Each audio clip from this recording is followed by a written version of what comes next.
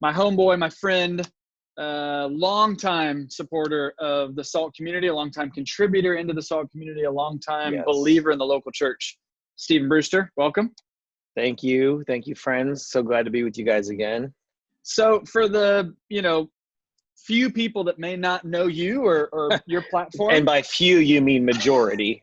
Let's be honest. Listen, if you're streaming this right now, there's probably a good chance you know Brewster, but for the people who may not be watching it live, may not really know your story, just can you in like a nutshell give your church story, your background, kind of you being in Nashville, leaving Nashville, coming back to Nashville? Totally. So music business for a bunch of years, went fast forward version, ended up at a record company that was based in Mobile, Alabama. Phenomenal company. Left there to move back to Nashville to get out of the music business and work in a local church. Worked at a local church for 7 years. We kind of like rocket road from like 2,300 to almost 8,000 a weekend. That wasn't really a startup when you started, but it felt like it because you built the team pretty much from the ground up. My team when I started was 3 full-time, 1 part-time. And when I left, we were at like 24 full-time or something like that.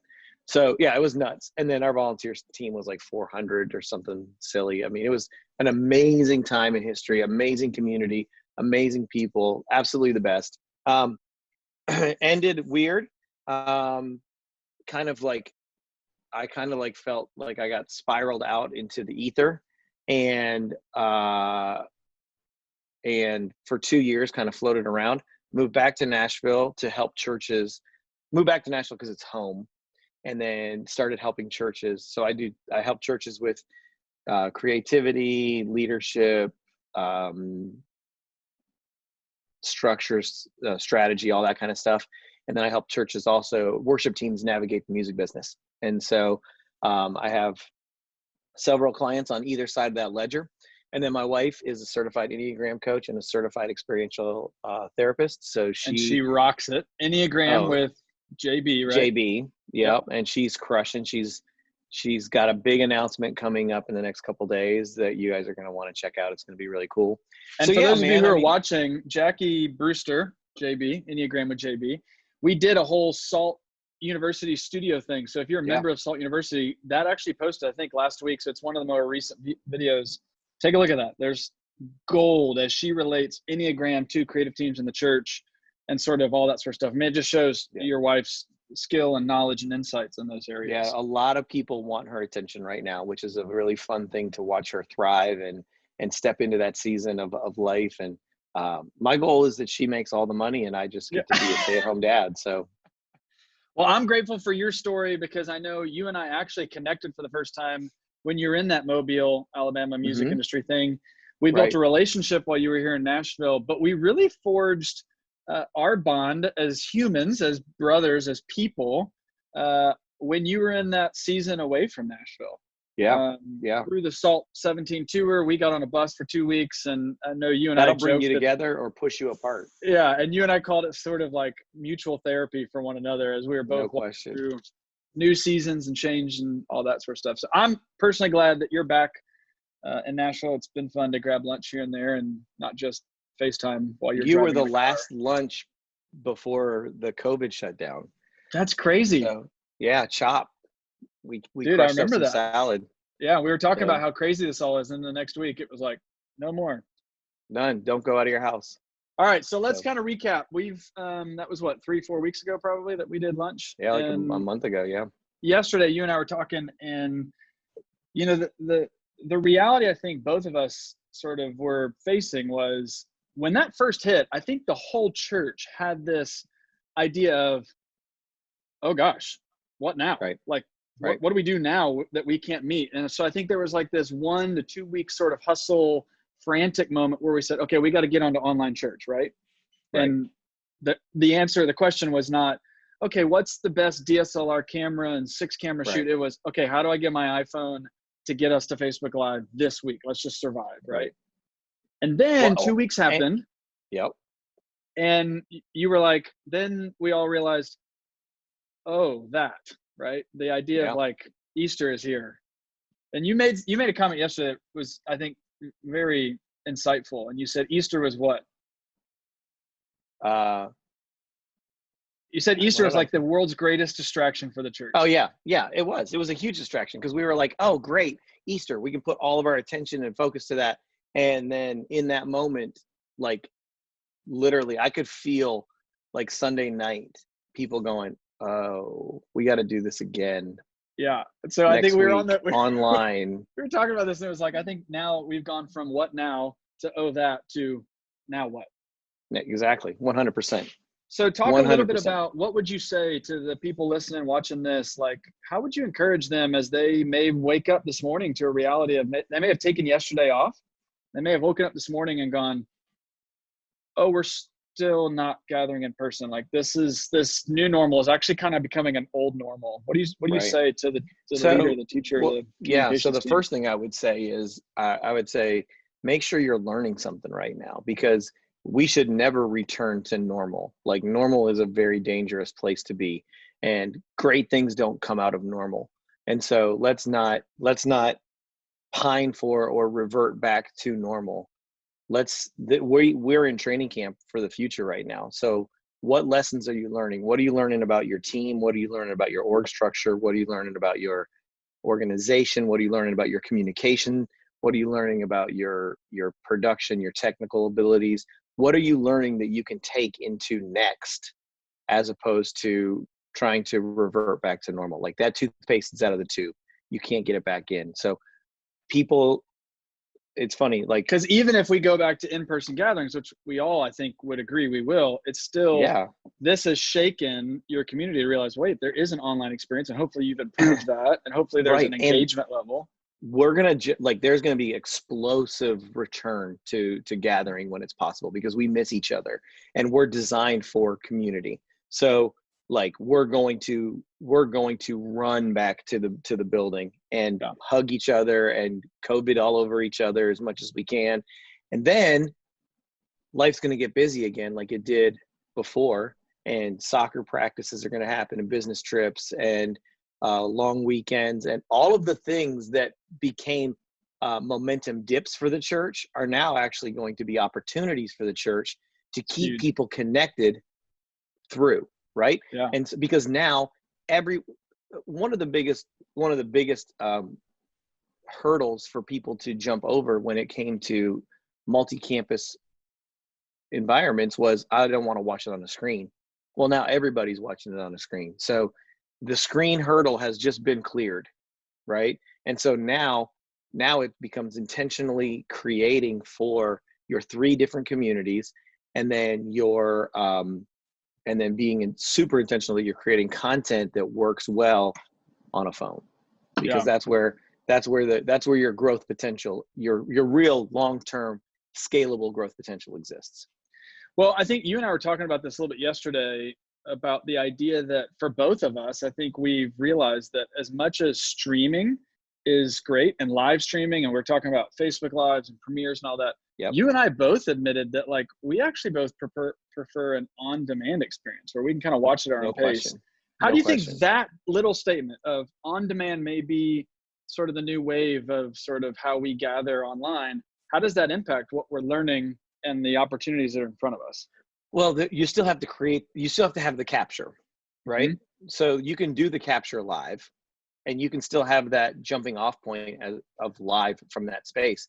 But at some point, you've got to have,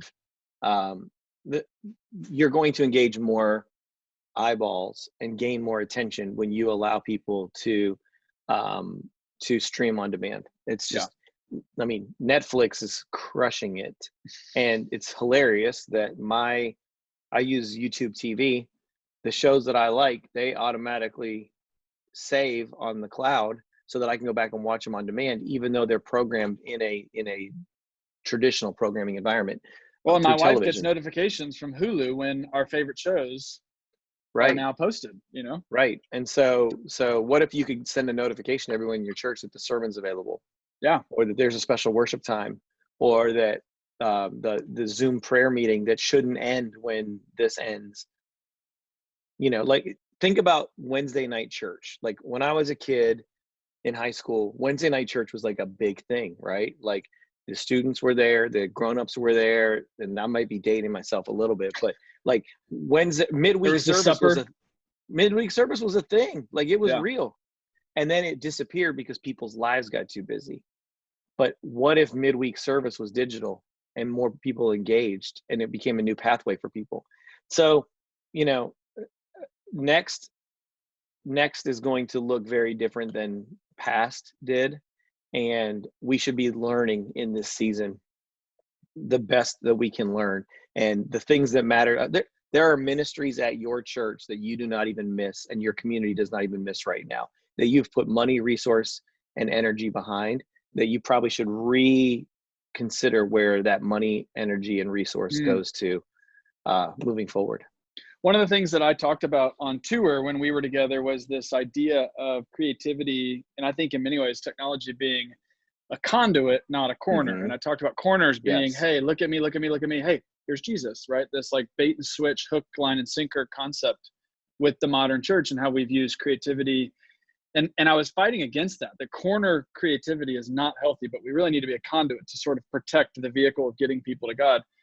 I hope that we can have a good conversation as a Big C church about what has COVID-19 done to help us leverage online environments, online platforms, Facebook, Zoom, whatever, to create more conduit-esque connections to the messages that we're creating. I mean, I'm sitting here thinking, this is helping us refine our content creation process. But when you get out of this, I love the idea of saying, what if Wednesday or midweek is an engagement to reach more people online in their own environments, but maybe it is on demand. If it's not a Zoom call, maybe it is a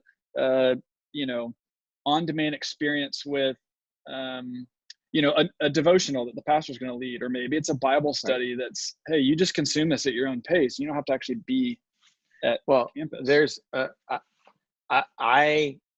have a friend who is involved in like this super amazing men's Bible study, and it's very intense. Like very intense. And in this season, they put all the curriculum on demand and you consume the curriculum at your pace. And then you join a Zoom call if you're available. And he's like, I'm a businessman. I travel for a living. Like I can now stay part of this group. If we keep doing this in the future, I can stay part of this group. Whereas during certain seasons of life, his occupation takes him out of town for 8-10 weeks of the year. He totally misses a season of development, and now he could do that because it's all on demand with a Zoom call that brings the humanity and brings people back together. I think that's, and it doesn't replace the gathering of church on Sunday. 100%. I think that's what Tim, who made a comment here, no one wants to watch a pre-recorded basketball game. I mean, you and I have talked about, like, we missed the Masters last week. You've missed basketball. Like, yes, you want to watch that live. College football right now. Yeah, like, I'm exactly. super nervous about it. And I do think it's going to shift some of those, but I think that's totally true of like allowing people to engage in the moment will allow that human connection we need, and to have Zoom calls and interactive. And I mean, even the comments right now of like Tim being able to comment that and we're able to respond and react to that.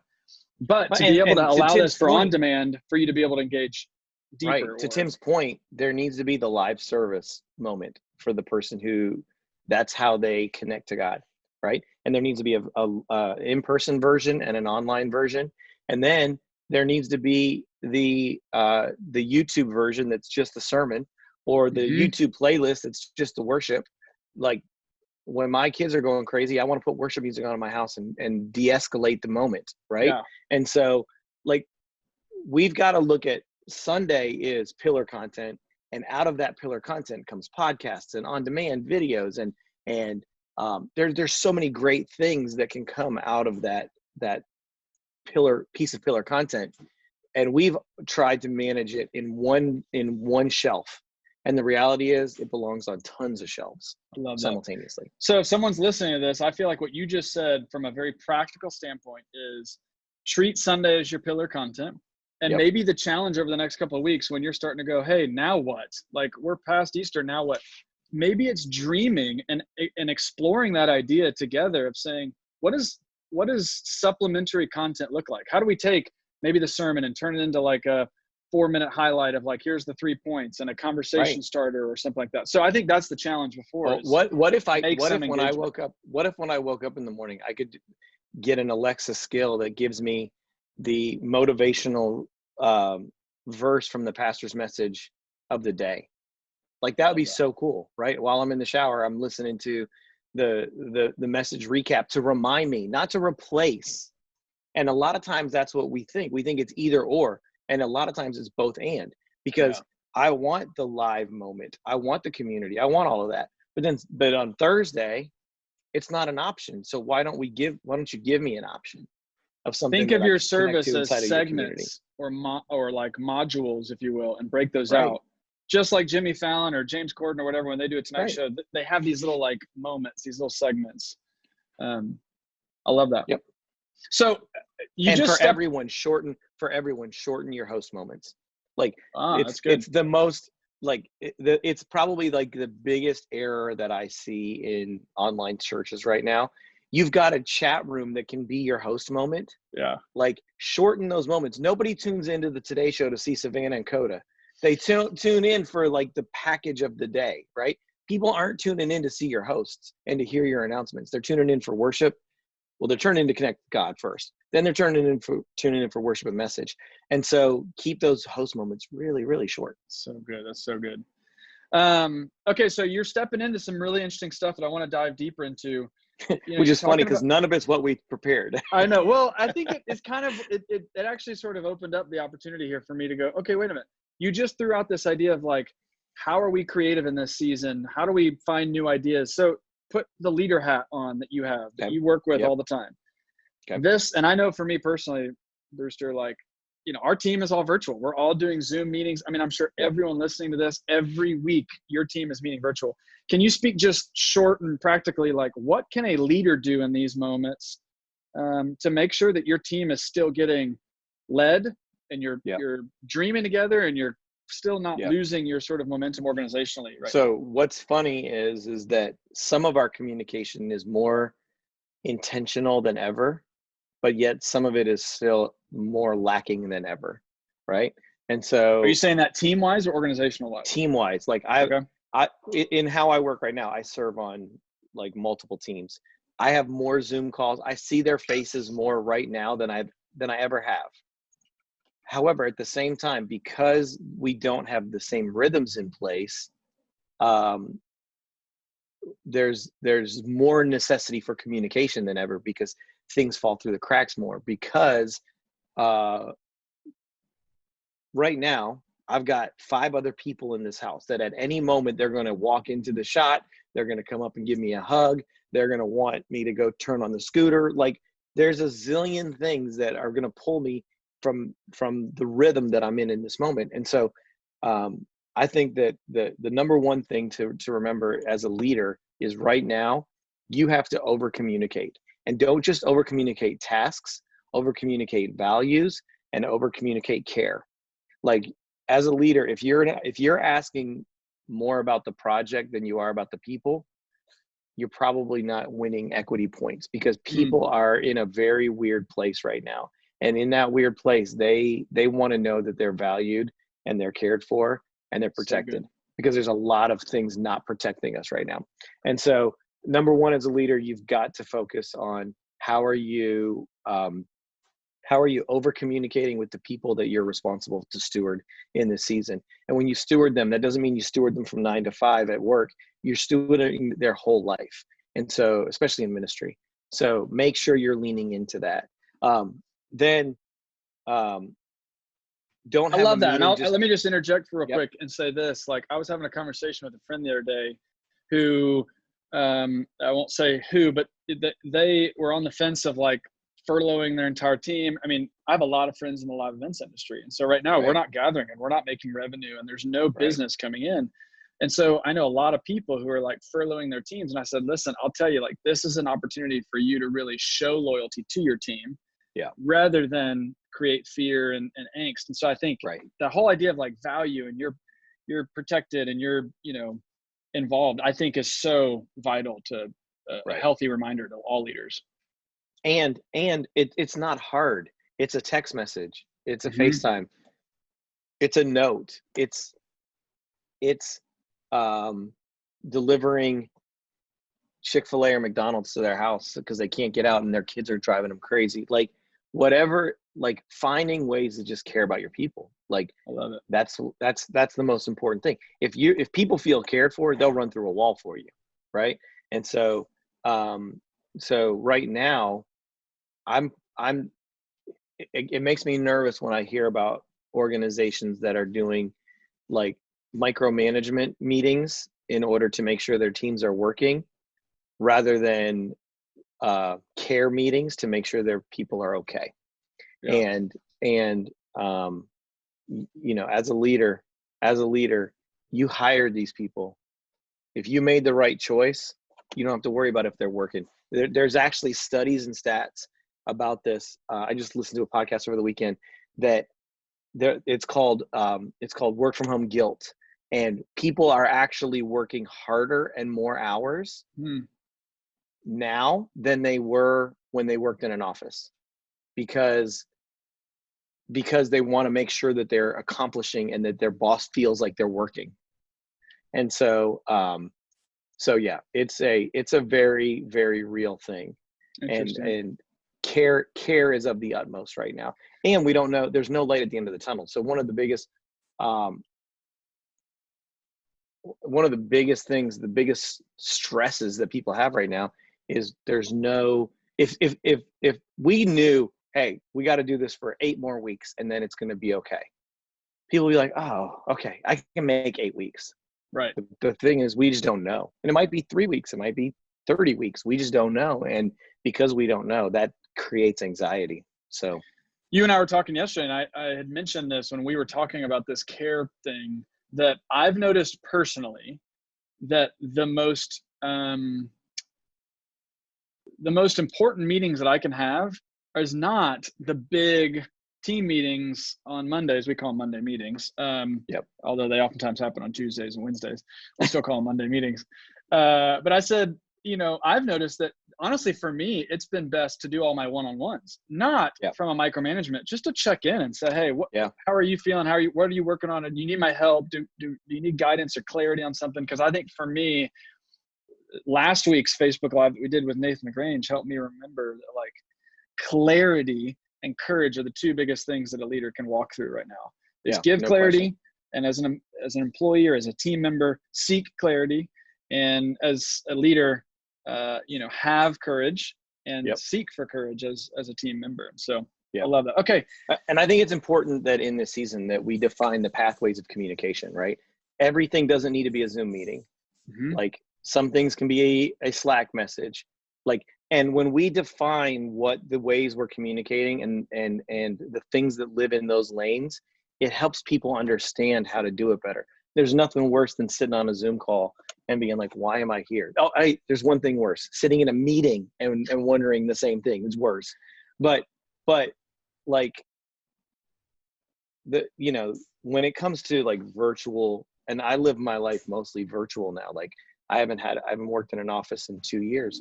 And so, like you learn different patterns and methods. And so some things are text worthy. Some things are email worthy. Some things are actually pick up the phone and call worthy. Some things can wait to the Zoom meeting. Some Zoom meetings shouldn't be meetings at all. They should be conversations between 2 people, and we shouldn't waste everybody else's time and energy. Right. So it's okay to have a one-to-one Zoom meeting. It's maybe what you're saying. Yeah, totally. So we've talked a lot about the doing that happens after Easter. Let's shift. Mm-hmm. I think one of the things that I so appreciate about you, Brewster, is that you have brought a whole amount of healthiness into what it looks like to dream as a team, creative processes, creative team meetings, all that. Now that Easter's over, I think, there's things to do. We talked about that, breaking down into segments, learning from what we're posting. Talk a little bit about what that looks like to dream as a team together, not just do. Yeah. So, I mean, I think, you know, creativity is breathing life. Creativity is a lot of things. It's solving problems, one. But another facet of creativity is breathing life into stale things. And a lot of us, our meetings have gotten stale. Our creative meetings, our creative process has gotten stale. what an amazing moment to reinvent your creative process. And I think that there's some things that we can do right now to make our creative meetings, when we can meet together again, so much better. And I'm a huge, like, when it comes to creative meetings, like, that's, if I could make just going around and hosting creative meetings my job, I would be the happiest person in the world. Because when you do it right, it unlocks for people ideas that they never imagined before.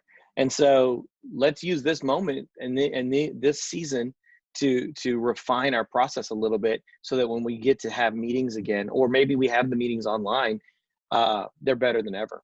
And so we can walk through incorporate that. more people into it. I know you've done Salt University classes on this. You've done blog articles with us about your process and how you break this down. I want, for just a second, can you speak into, from a practical standpoint, what does a Zoom or an online creative meeting look like? Can you break that down a little bit? Like, what are some of the elements? How would we pull this off? So one of the things that's super fun about how we've incorporated and employed creative meetings for organizations, and what's been fun is, over the last 2 years, doing them outside of church.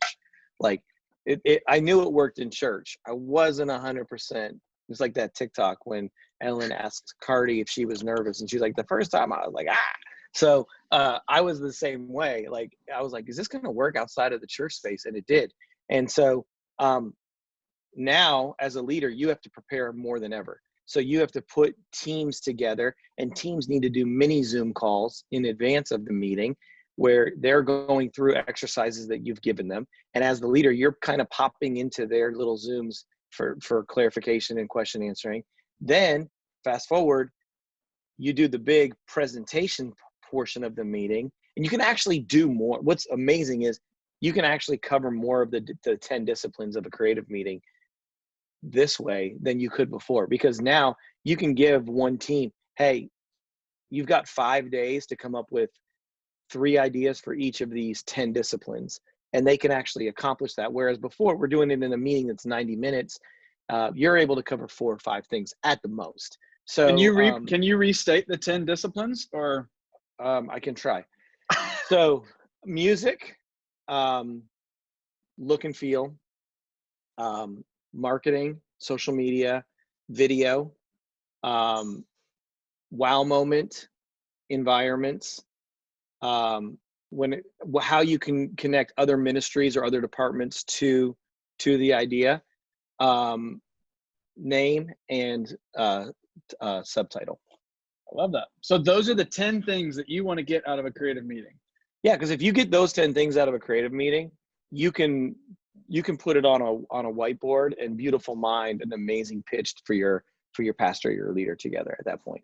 And so when you do this online, do you give them, hey, these are the 10 things we're coming up with beforehand? Or do you say, dream about Christmas, for example? Well, so I would give them what I knew about Christmas. Okay, what's our theme going to be this year? Or ballpark, what's our theme going to be this year? If I had any inkling of what the angle our pastor was going to take was, I would lean into that.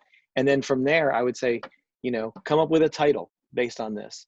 Come up with a subtitle based on this. But I wouldn't say come up with I would say come up with 5 titles. Come up with 2 subtitles that fit for all 5. Come up with a 60-second commercial, because that 60-second commercial, video commercial, actually can turn into your creative element. One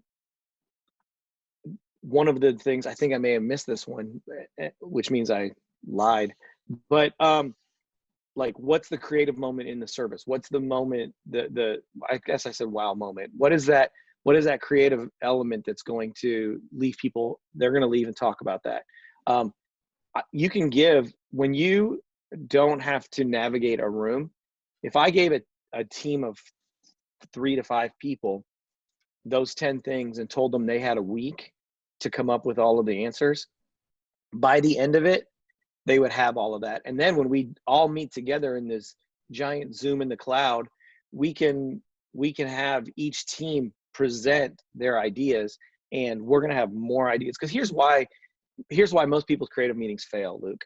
I was just going to ask you, what causes the breakdown in this? Most people's creative meetings fail because it's the same 3 or 4 white guys in front of a computer coming up with all the ideas.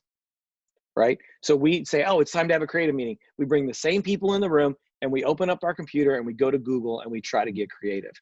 And that's not creativity, right? So what happens is when you force people into community and they're developing an idea together. So those same 3 or 4 guys are going to come up with almost the exact same type of ideas over and over and over and over and over again, right? And we wonder why our creativity gets stale.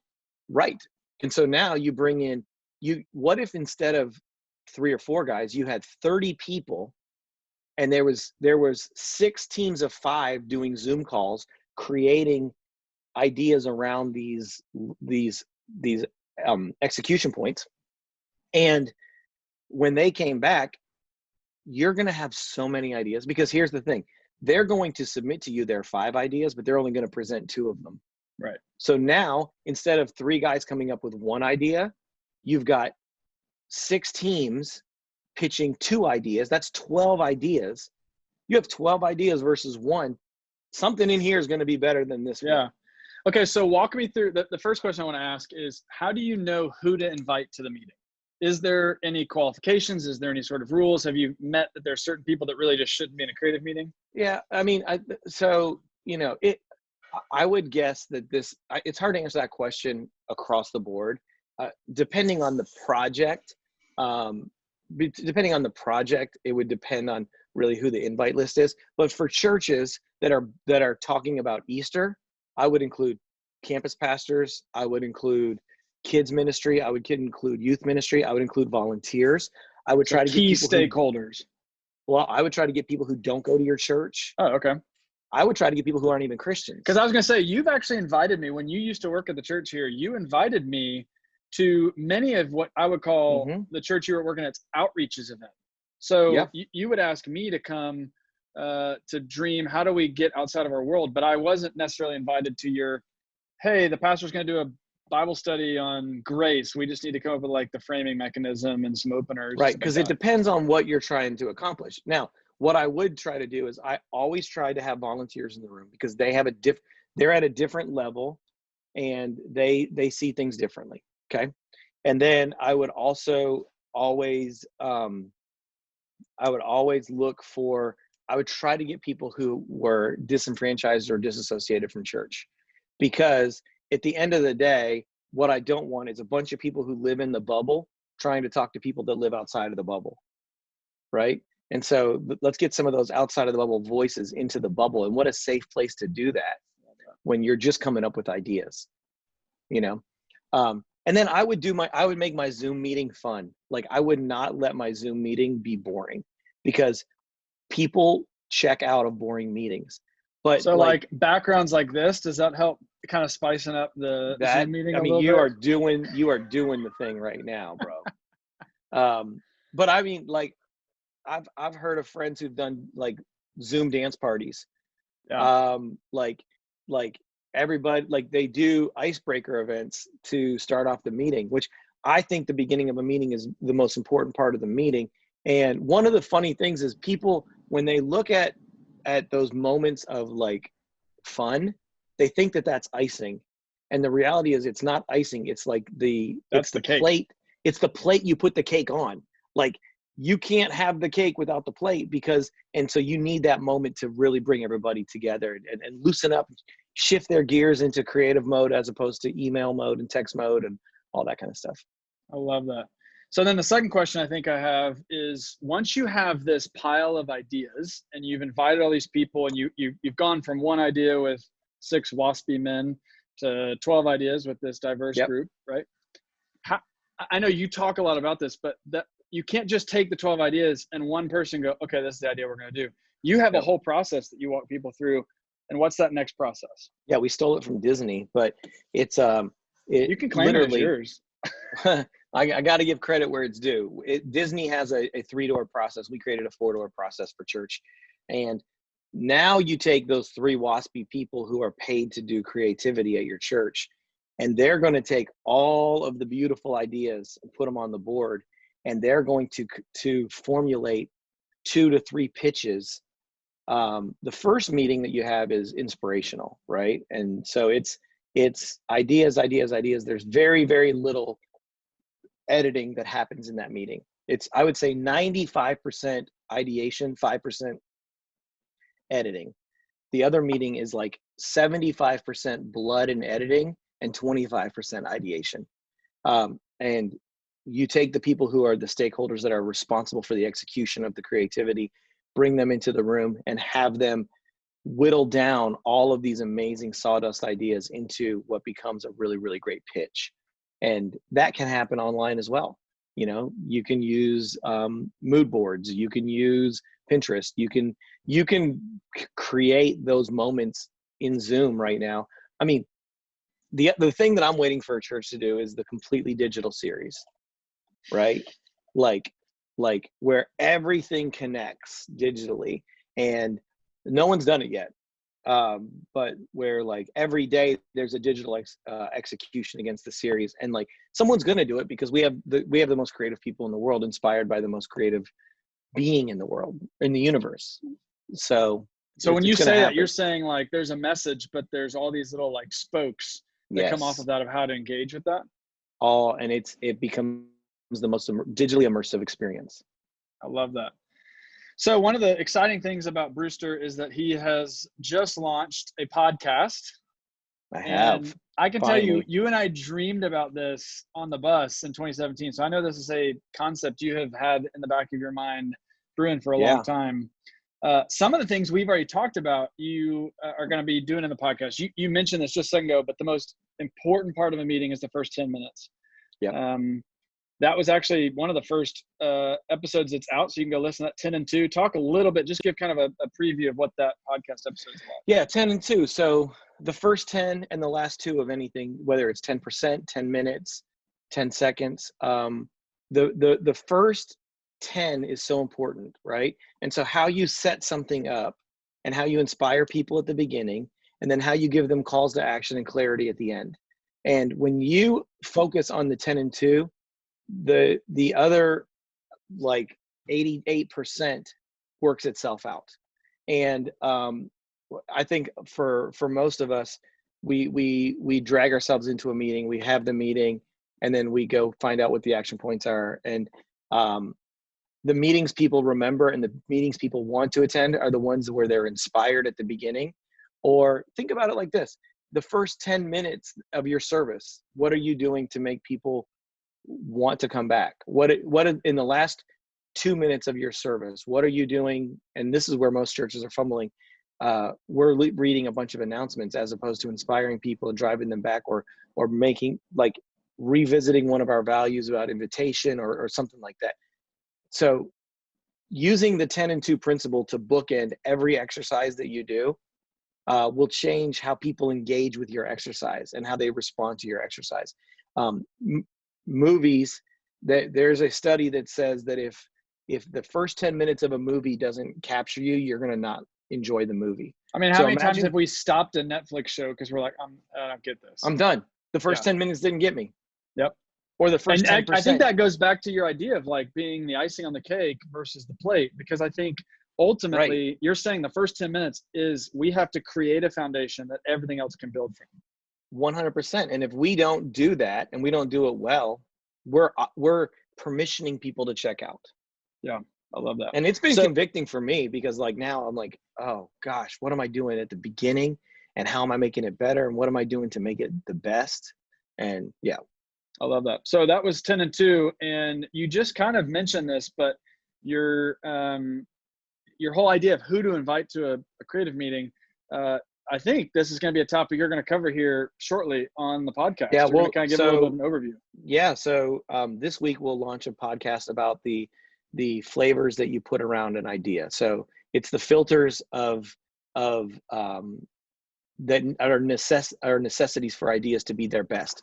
And there's 8 of them, and so we're going to dig into what each one of those is, the strength of it, the weakness of it, and how you lead and manage through it.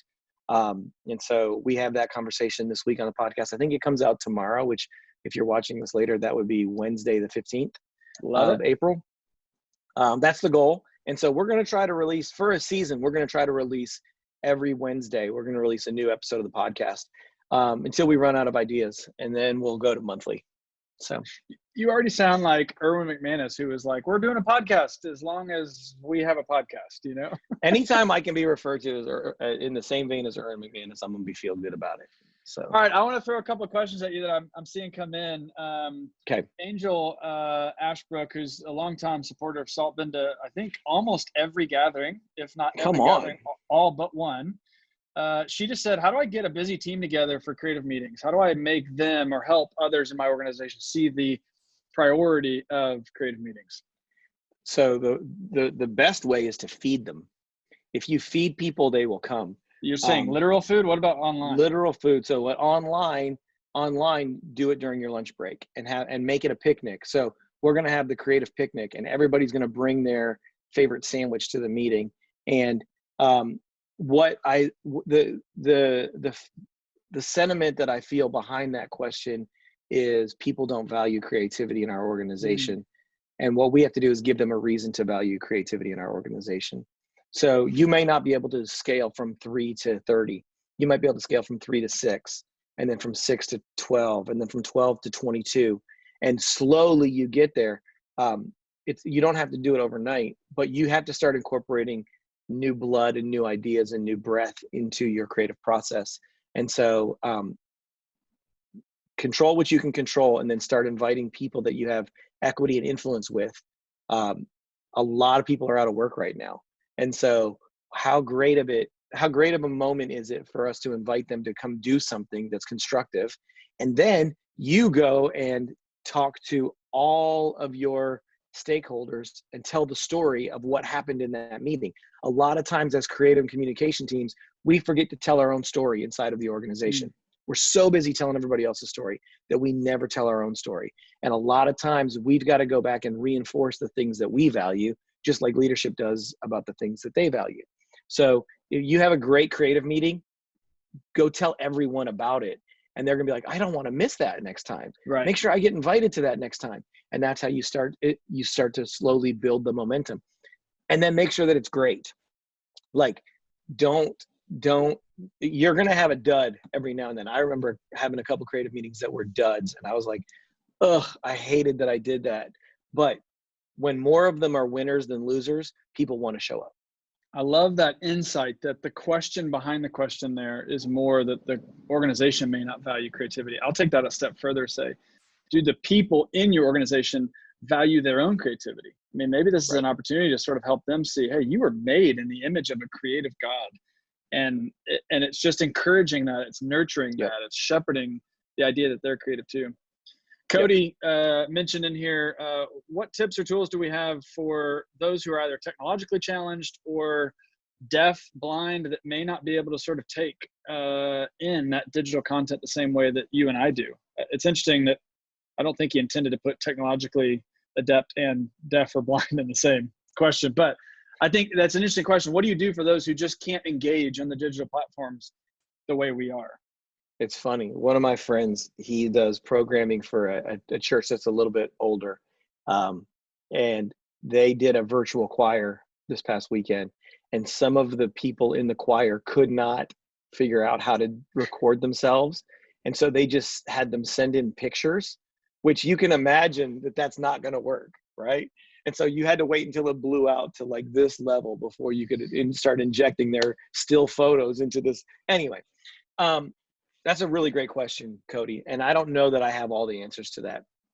What I would say is create a screen grab video of you showing people how to get where you need them to go. And then sending that to them, and then being willing to jump on the phone in advance and walking them through the process, helping set them up to win beforehand. I think that's probably where I'd start. When it comes to the actual being deaf or blind, that's a Luke question, not a Steve question, because he's way smarter on this stuff than I am when it comes to technology and stuff like that. Have you noticed all these governors that are doing these like statewide announcements? Have you noticed they've almost always had an ASL person present? I've thought about that. Maybe there's a way to do picture in picture for those who are deaf to be able to still engage in some way. Now those who are blind, I think that's where, I mean, you and I have kind of mentioned this, but podcasts, I mean, what a great opportunity. I know a church here in town. It's a pretty big church that is not doing video since they aren't meeting in gatherings. And I was sort of laughing with my wife there, and I was like, how is that possible? Like, they're a big church and it's just podcasts. It's because they've always done podcasts. They've always done audio only. Yeah, good stuff. Yep. Linda asks, how do you get someone to commit to the first creative meeting? Money. No, I'm just kidding. So I think Linda, you kind of mentioned this, but like, it's a personal invite. It has to be I need you to be in this. It has to be a personal invite, and you got to spend some of your equity, which is why you're going to want to make sure that it's really good and that you caretake their experience in that meeting. 10 and 2, make sure that the first 10 minutes of that meeting blow their mind, and that the last 2 you value and thank them so much, and you tell them what's going to happen with their ideas, and you cast the vision and the direction, and then prepare them to come back next time. So yeah, I mean, people want creativity to be magical, and it's not. It's muscular. We have to work, and so many of us want to just like snap our fingers and I dream of Jeannie the moment, and it just doesn't work. Like, you've got to do the work, and you're gonna have to invite people, and you're gonna have to plan. Preparing for a creative meeting is an entire day's experience. Like, it takes a day to get yourself prepared with the right questions, with the right teams, making sure you're putting people in the right Zoom calls together, and all of those things. So be very intentional and get ready to work. Like, pick up the phone and call them and say, hey, listen, I'm doing this meeting, and it would mean the world to me if you would come and participate. Don't just show up, but participate, and watch what happens.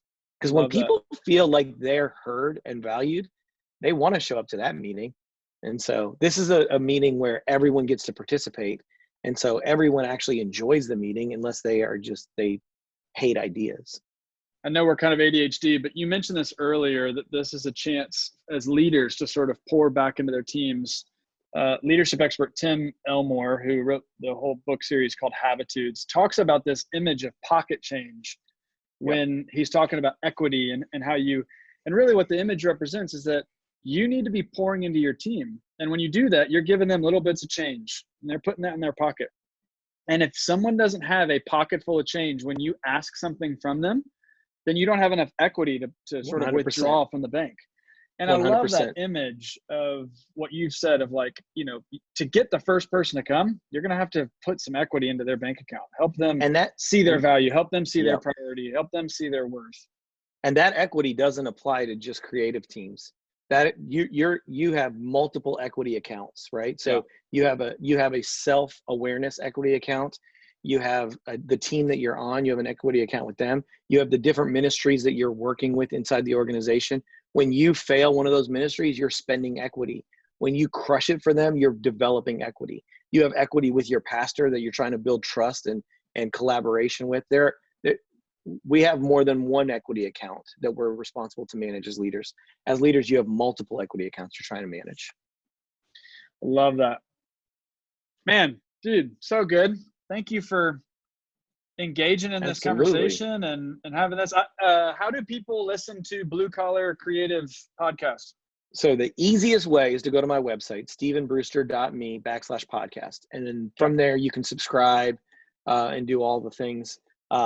It's on Apple and Stitcher and Spotify and all the places that are at right now. So it would mean the world to me if you would listen to it. And even if you just tolerate it and don't like it, if you would share about it, that would be awesome.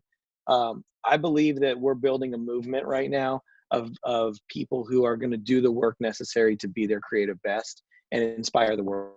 And when we do that, we're actually living out the image of our creator.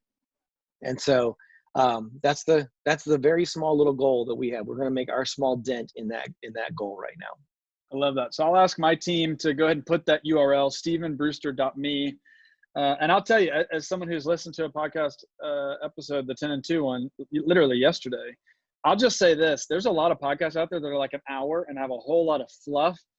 And I don't know if it's news or what, but I'll say that, like, B, you have made a great podcast. It's extremely consumable. It's not overbearing. It's so easy to sort of listen to. It's not just like overly polished things. So encouragement to everybody out there is like, man, I don't have my 20-minute commute to church anymore. How am I going to listen to this?